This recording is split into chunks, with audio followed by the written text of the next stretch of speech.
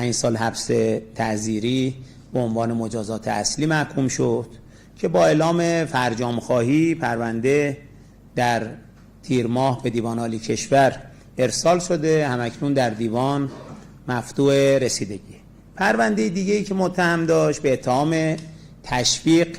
به فساد و فحشا بود که به تحمل 10 سال حبس محکوم شد که در دادگاه تجدید نظر رأی بدوی عیناً تایید شد و همکنون جهت اجرای حکم پرونده به اجرای احکام ارسال شده. نامبرده در حال حاضر در زندان حضور داره و شایعاتی که مطرح شده که به ایشون تسهیلاتی